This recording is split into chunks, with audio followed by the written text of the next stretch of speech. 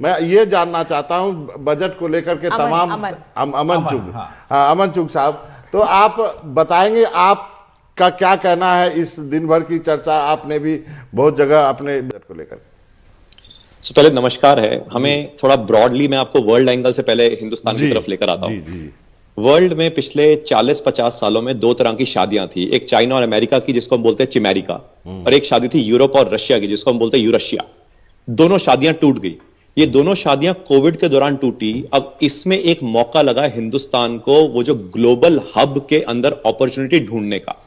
यहां पे जहां हम पहले ग्लोबलाइजेशन की बात करते थे, यहां से मेरे को स्लोबलाइजेशन दिखता है वर्ल्ड में, और वर्ल्ड की जीडीपी ग्रोथ मेरे को अंदाजन 2% तक पहुंचते हुए दिखती है, जहां पे यूएस, यूके, यूरोप ये सब रिसेशन में रहेंगे।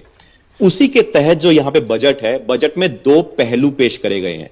पहला पहलू है मल्टीप्लायर इफेक्ट, जिसमें स्ट्रक्चरल शिफ्ट, जिसमें कंजम्पशन और कैपिटल इन्वेस्टमेंट के ऊपर दोनों को फोकस, और दूसरा है ग्रास रूट लेवल पे जो लेटेस्ट जो डाउन ट्रोडन जो सोसाइटी है वहां तक पहुंचने की कोशिश। अब इसी को अगर हम देखें, जहां पे हम एग्रीकल्चर की बात कर रहे हैं, एग्रीकल्चर में डायनेमिक शिफ्ट है, एग्री टेक की तरफ जा रहे हैं हम। जहां पे हम लेटर से एजुकेशन की बात कर रहे हैं, वहां पे हम एजुकेशन स्किल डेवलपमेंट की तरफ जा रहे हैं। जहां हम अनएम्प्लॉयमेंट की बात कर रहे हैं, तो वहां पे हम यूनिकॉर्न्स की तरफ मूव कर रहे हैं, सेल्फ एम्प्लॉयमेंट की तरफ मूव कर रहे हैं। पर्टिकुलरली आप देखें एमएसएमई का जो क्रेडिट ग्रोथ है, पिछले एक साल में 30% का क्रेडिट ग्रोथ अपने आप में ही मायने रखता है, सबसे पहला पॉइंट। दूसरा, हिंदुस्तान में यहां पे दो पिलर्स और फर्दर हैं। एक है ऑफ शोरिंग, यानी कि वर्ल्ड की जो फैक्ट्री थी वो हिंदुस्तान की तरफ कैसे लाया जाए, उसके लिए हमें वहां पे फोकस करना चाहिए था, जो वर्ल्ड में हिंदुस्तान नहीं बना रहा था। पिछले 20 सालों से हमारा मैन्युफैक्चरिंग परसेंटेज ऑफ जीडीपी 21% से ऑलमोस्ट 13% पे आ गया, और अब कोशिश यह है कि 15% से जो आज है उसको 21% में वापस लाया जाए।